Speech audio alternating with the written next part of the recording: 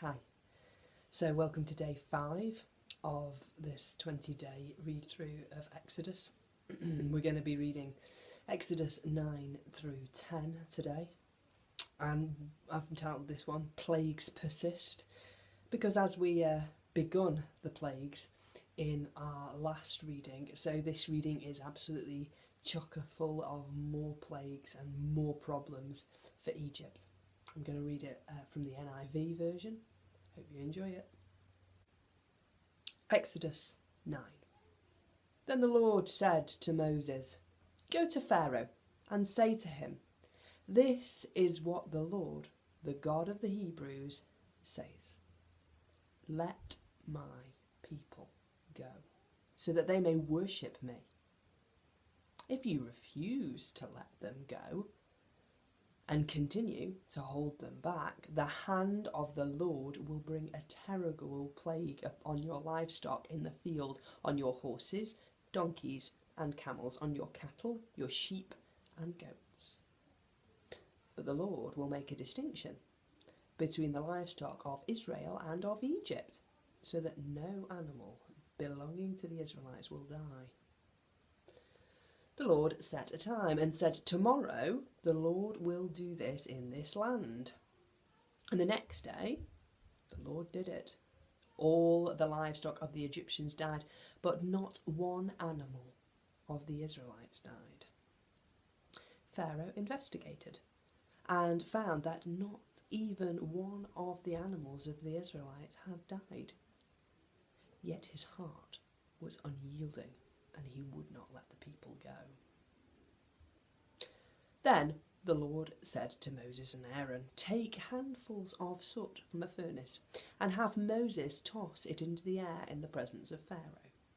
It will become fine dust over the whole land of Egypt, and festering boils will break out on people and animals throughout the land.' So they took soot from a furnace and they stood before Pharaoh. Moses tossed it into the air, and festering boils broke out on people and animals. The magicians could not stand before Moses because of the boils that were on them and on all of the Egyptians. But the Lord hardened Pharaoh's heart, and he would not listen to Moses and Aaron, just as the Lord had said to Moses. And the Lord said to Moses, 'Get up early in the morning, confront Pharaoh and say to him, "This is what the Lord, the God of the Hebrews, says. Let my people go, so that they may worship me. Or this time I will send the full force of my plagues against you and against your officials and your people, so you may know that there is no one like me in all the earth. For by now I could have stretched out my hand and struck you and your people with a plague that would have wiped you off the earth. But I have raised you up for this very purpose, that I might show you my power and that my name may be proclaimed in all the earth. You still set yourself against my people and will not let them go. Therefore, at this time tomorrow I will send the worst hailstorm that has ever fallen on Egypt, from the day it was founded until now. Give an order now to bring your livestock, everything you have in the field, to a place of shelter, because the hail will fall on every person and animal that has not been brought in and is still out in the field. If they are, they will die.' Those officials of Pharaoh who feared the word of the Lord hurried to bring in their slaves and livestock. But those who ignored the word of the Lord left their slaves and livestock in the field. Then the Lord said to Moses, 'Stretch out your hand towards the sky, so that the hail will fall all over Egypt, on people, on animals, and on everything that grows in the fields of Egypt.' When Moses stretched out his staff towards the sky, the Lord sent thunder and hail. So the Lord rained hail on the land of Egypt. Hail fell and lightning flashed back and forth. It was the worst storm in all the land of Egypt. Hail fell and lightning flashed. and nothing had been like this since it even became a nation. Throughout Egypt, hail struck everything in the fields, both animals and people. It beat down everything growing in the fields. It stripped every tree. The only place it did not hail was the land of Goshen, where the Israelites were. Then Pharaoh summoned Moses and Aaron, and this time he said, I have sinned. The Lord is in the right, and I and my people are in the wrong. Pray to the Lord, for we have had enough thunder and hail. I will let you go. You don't have to stay any longer. Moses replied, when I have gone out of the city, I will spread my hands out in prayer to the Lord. The thunder will stop, and there will be no more hail. So you may know that the earth is the Lord's. But I know that you and your officials still do not fear the Lord God. The flax and the barley were destroyed, since the barley had headed and the flax was in bloom. The wheat and the spelt, however, were not destroyed, because they ripen later. Then Moses left Pharaoh and went out of the city. He spread out his hands towards the Lord. The thunder and hail stopped, and the rain no longer poured down on the land. When Pharaoh saw that the rain and hail and thunder had stopped, he sinned again. He and his officials hardened their hearts. So Pharaoh's heart was hard, and he would not let the Israelites go, just as the Lord had said to Moses. Exodus 10. Then the Lord said to Moses, go to Pharaoh, for I have hardened his heart and the hearts of his officials, so that I may perform these signs of mine among them, that you may tell your children and grandchildren how I dealt harshly with the Egyptians, and how I performed my signs among them, and so that you may know that I am God. So Moses and Aaron went to Pharaoh and said to him, this is what the Lord, the God of the Hebrews, says. How long will you refuse to humble yourself before me? Let my people go, so that they may worship me. If you refuse to let them go, I will bring locusts into your country tomorrow. They will cover the face of the ground so that it cannot be seen. They will devour what little you have left after the hail, including every tree that is growing in your fields. They will fill your houses and those of your officials and all of the Egyptians, something neither your parents nor your ancestors had ever seen from the day they settled in this land till now. Then Moses turned and left Pharaoh. Pharaoh's officials said to him, how long will this man be a snare to us? Let the people go, so that they may worship their Lord God. Do you not yet realise that Egypt is ruined? Then Moses and Aaron were brought back to Pharaoh. Go, worship your Lord God, he said. But tell me who will be going. Moses answered, we will go with our young and our old, with our sons and our daughters, and with our flocks and herds, because we are to celebrate a festival to the Lord. Pharaoh said, the Lord be with you. If I let you go along with your women and children, clearly you are bent on evil. No! Have only the men go and worship the Lord, since that's what you've been asking for. Then Moses and Aaron were driven out of Pharaoh's presence.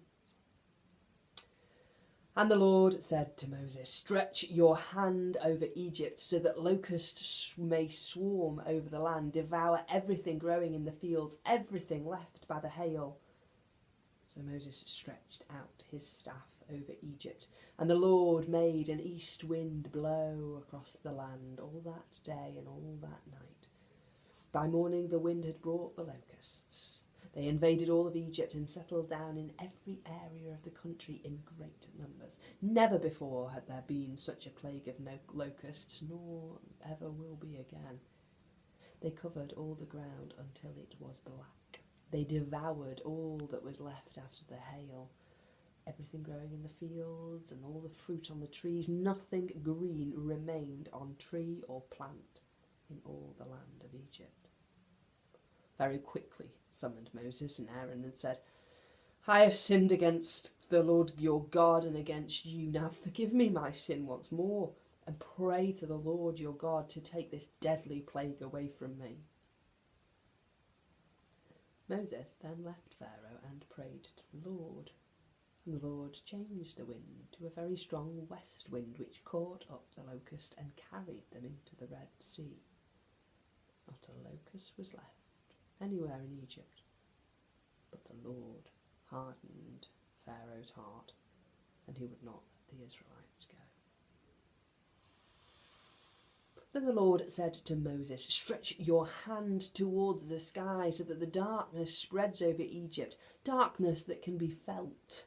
So Moses stretched out his hand towards the sky, and total darkness covered all the Egypt for 3 days. No one could see anyone else or move about for 3 days. Yet all the Israelites had light in the places where they lived. Then Pharaoh summoned Moses and said, go, worship the Lord. Even your women and children may go with you. Only leave your flocks and herds behind. Moses said, you must allow us to have sacrifices and burnt offerings to present the Lord our God. Our livestock too must go with us. Not a hoof is to be left behind.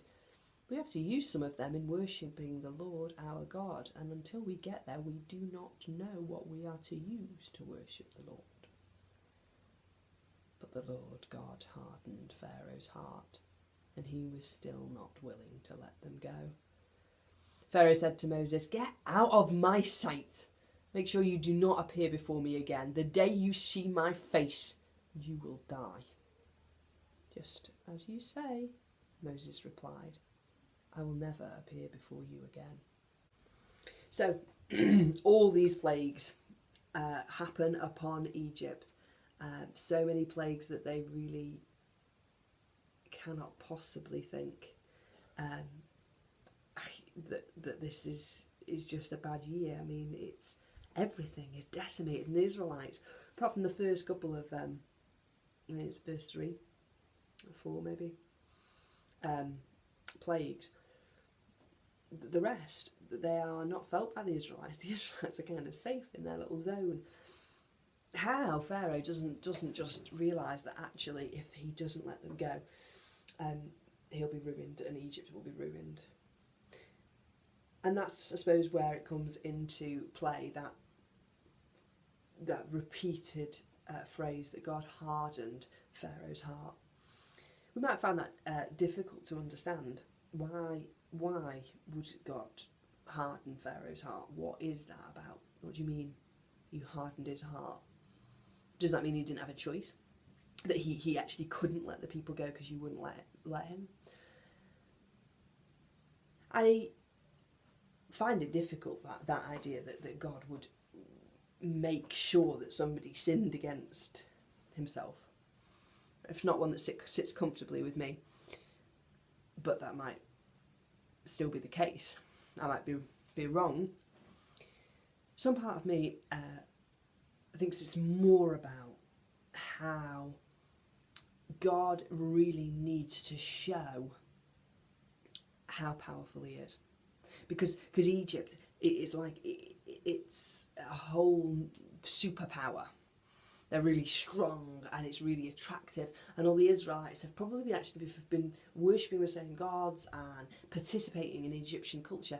And when God rescues his people and rescues that covenant and that desire to show that they're a chosen nation and they are worshipping the one true God, he's got to completely decimate what they have been sort of subscribing to. And so this is an opportunity, and it does say that again and again, that he was going to make it a way of showing the signs and wonders of God. What are the superpowers in our lives today? What things do we ascribe more power to than God?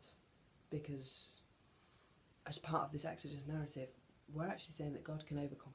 anything. There is nothing that is safe. And that's exciting, but also a bit scary. We'll see how it happens and what develops for Pharaoh in the next readings. See you then.